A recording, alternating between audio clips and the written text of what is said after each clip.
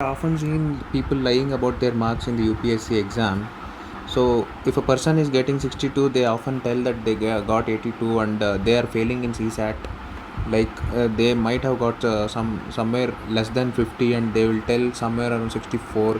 So this anyways they don't have to write and don't have to explain because there's CSAT is CSAT ho gaya. Agar CSAT was good, then they would have written mains. But this is actually very dangerous than scoring low marks year after year.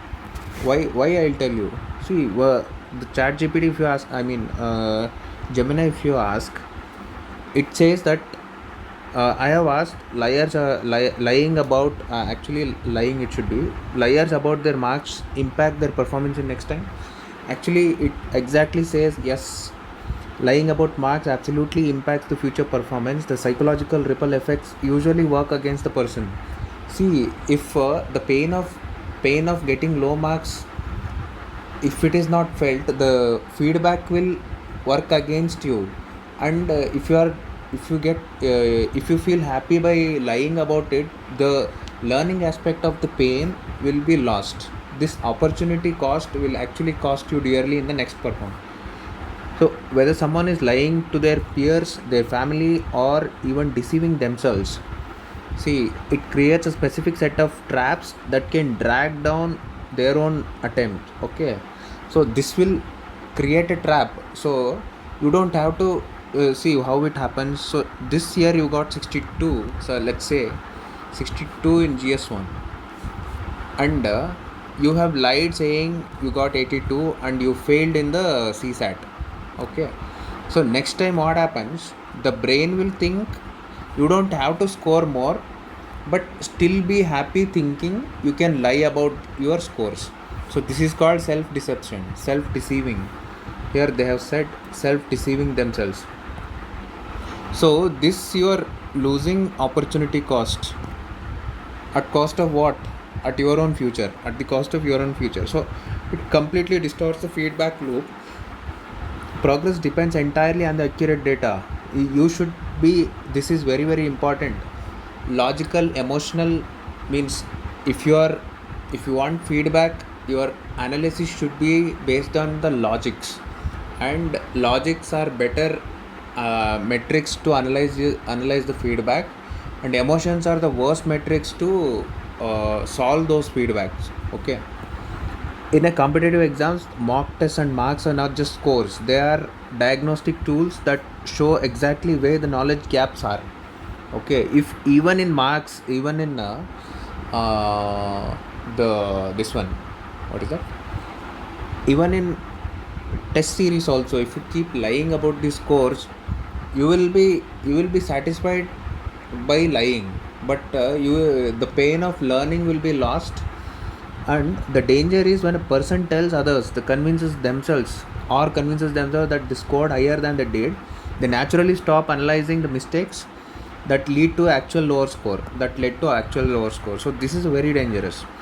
Then, as a result, the weak areas remain weak because the focus shifts to maintaining the illusion of proficiency rather than doing the boring hard work of fixing the errors.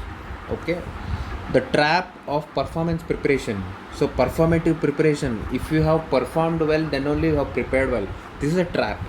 See, once high benchmark is falsely established, it changes how the person studies. So this is to say that let us say you have set a benchmark of 100 scores in your tests, normal tests. Now you don't have to score repeatedly about the same thing. I mean, you don't have to rework on certain areas where you are weak, because you are already lying about it. The shift, they might avoid taking hard mock tests or tackling difficult subjects because the low score would shatter the lie. Again, yeah. Now you will be hesitant to take hard tests. For example, the North Indian institutes conduct, and these tests are a little bit very hard, and you hesitate to take because thinking it will demotivate you. The reality, they end up choosing passive, comfortable revision or the active testing just to keep their anxiety at bay. So now again, compounding weight of anxiety, what happens? Compounding means the repeated weight of anxiety, what happens? Lying creates an artificial pedestal. So you have said, even though you got 50, you said you got 100, so that you can ride on this score.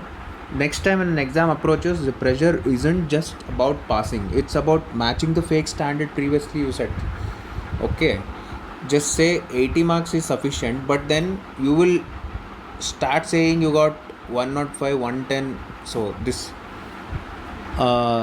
now the this intense fear of being exposed triggers high test anxiety, which actively impairs working memory and focus during the actual exam. So the key takeaway is, in any serious preparation, your real score is your baseline. Accepting a poor baseline is painful, but it gives you clean map of what to fix.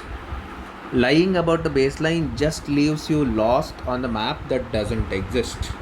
So if you have set your score, uh, if you have lied about your score to your peers, then the first step